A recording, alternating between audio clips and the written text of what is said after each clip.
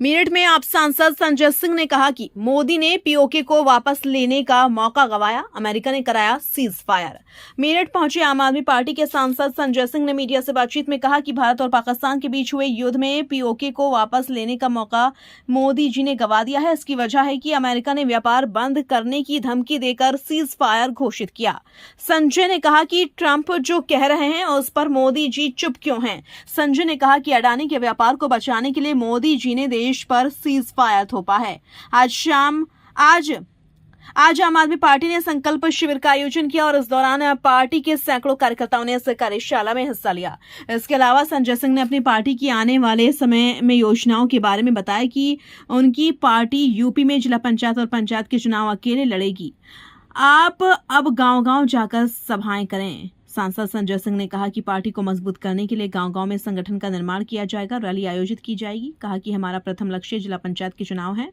2027 में होने वाले विधानसभा चुनावों के लिए जिला पंचायत के चुनाव के बाद निर्णय लेंगे। अब आने वाले समय में 2026 में पंचायत का चुनाव होगा, 27 में विधानसभा का चुनाव है। किस तरीके से आपकी पूरी तैयारी है और क्या आगे जाके हम यूपी में आपका किसी पार्टी के साथ गठबंधन देख सकते हैं? देखिए, ये जो प्रशिक्षण का अभियान हम लोग चला रहे हैं, इसके बाद गांव-गांव में संगठन निर्माण और आगे रैली सभाओं का भी आयोजन हम लोग करेंगे।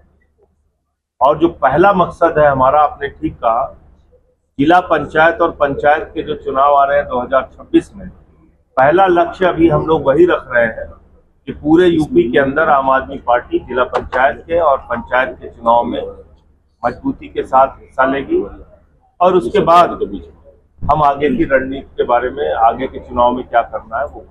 क्या अकेले लड़ेंगे जिला पंचायत का भी चुनाव? जिला पंचायत का चुनाव अकेले लड़ेंगे। विधानसभा आप सोचेंगे, विचार करेंगे? जब पंचायत के बाद, पंचायत चुनाव के बाद हम लोग बैठेंगे अपने राष्ट्रीय नेतृत्व के साथ और उसके बाद दिल्ली में जो बुलडोजर की कार्रवाई हो रही है उसके बारे में आपका क्या कहना है?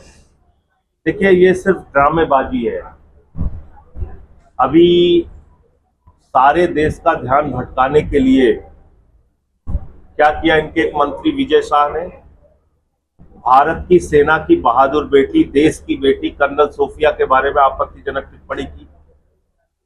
कहा कि वो आतंकवादियों की बहन है। अब आतंकवादियों की बहन कौन निकली? ज्योति मल्होत्रा, जो बीजेपी की समर्थक है, वो आतंकवादियों की बहन निकली। अभी क्या कर रहे हैं ये लोग? प्रोफेसर अली खान को पकड़ के जेल में डाल दिया। पूछा गया, भैया क्यों डाल दिया? कहने लगे, साहब डाल दिया। काहे डाल दिया? इसने फेसबुक पे एक पोस्ट लिखी है। क्या लिखा है समझ में नहीं आ रहा क्या लिखा है, पकड़ के डाल दिया। अभी आज पता चला कि उनको सुप्रीम कोर्ट ने बेल दे दी। मैं प्रधानमंत्री जी से पूछना चाहता हूं, कभी मुसलमानों पे बुलडोजर चला के, कभी उन लोगों को गिरफ्तार करके, कभी वक्फ बिल लाके, आप देश का ध्यान भटकाने की कोशिश मत कीजिए। आप किसी के सगे नहीं है। किसी हिंदू के दिमाग में अगर कंफ्यूजन हो, प्रधानमंत्री नरेंद्र मोदी किसी के सगे नहीं है। अगर इस देश में बेरोजगारी की मार झेल रहा है तो सबसे ज्यादा हिंदू झेल रहा है। महंगाई की मार झेल रहा है तो सबसे ज्यादा हिंदू झेल रहा है।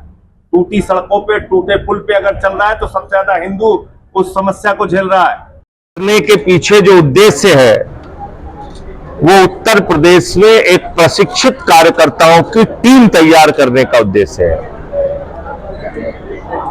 एक ऐसे प्रशिक्षित कार्यकर्ता जो वैचारिक रूप से प्रशिक्षित हो, राजनीतिक रूप से प्रशिक्षित हो, सामाजिक रूप से प्रशिक्षित हो और सेवा और संघर्ष जो हमारा संकल्प है, उस विचारधारा को गांव-गांव तक उत्तर प्रदेश में पहुंचाने का काम करें।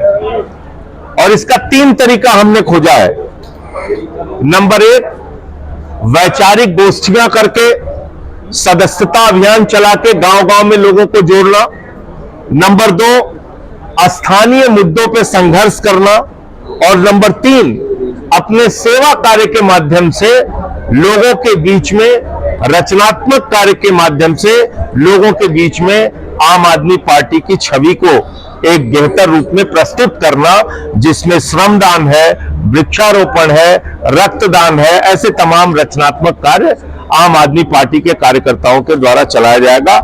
तो आज मुझे बहुत खुशी है कि आज अवध ओझा जी ने और रमेश मोहन जी ने, जिनका 2 लोगों का सत्र अभी तक हुआ है, और उसके पहले सोमेन जी ने संगठन के बारे में और देश के महापुरुषों का क्या योगदान है, बाबा साहब से लेके और जो हमारे तमाम महापुरुष हुए हैं, उन्होंने किस तरह से भारत का संविधान बनाया और क्या सपना इस देश के लिए देखा, उसके बारे में उन्होंने अपनी बात बताई। शिक्षा के महत्व को आम आदमी पार्टी बखूबी समझती है और हमारे लिए प्रमुख एजेंडे के रूप में शिक्षा हमेशा से रहा है।